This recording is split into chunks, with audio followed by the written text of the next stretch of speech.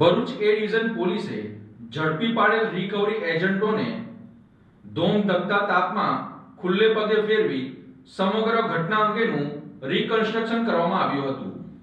ભરૂચ પોલીસે ફાઇનાન્સના વાહનોની રિકવરીના નામે ગુંડાગીરી આચરનાર બે શખ્સો સામે કડક કાર્યવાહી હાથ ધરી છે।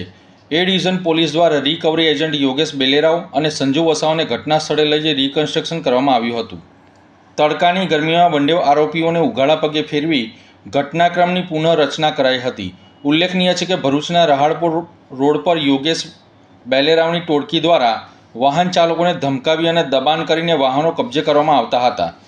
આ ત્રાસના કારણે 43 વર્ષીય ઉર્વિશ મોદીને હૃદયરોગનો હુમલો આવતા તેમનું મૃત્યુ થયું હતું। પરિવારજનોને આક્ષેપો કરવામાં આવ્યા હતા કે ધમકી અને દબાણના કારણે તેમને ભારે માનસિક આઘાત પહોંચ્યો હતો।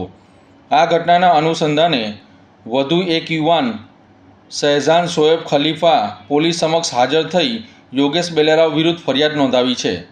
તેના આધારે વધુ એક ગુનો દાખલ કરવામાં આવ્યો હતો।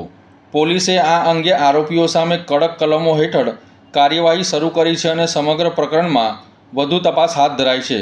શહેરમાં રિકવરી એજન્ટોની દાદાગીરી સામે પોલીસની આ કાર્યવાહીના કારણે હવે સીઝરોમાં ફફડાટ ફેલાઈ ગયો છે। अस्सलामुअलैकुम, મારું નામ ખલીફા મોહમ્મદ શેજાન મોહમ્મદ શોએબ ખલીફા છે। मैं मदीना होटल થી અહીં 5 બત્તી તરફ આવતો હતો। રૂકતા આપણે કોન્વેન્ટ સ્કૂલથી એક ભાઈ એટીએમ લઈને મારા પીછો કરતો હતો। અહીં 5 બત્તી સર્કલ આગળ મેં ગાડી આગળ ઓવરટેક કર્યું।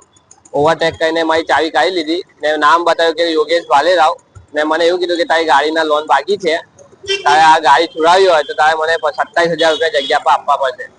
મેં કીધું કે સાહેબ આ ગાડી મારી ભાઈબંધની છે।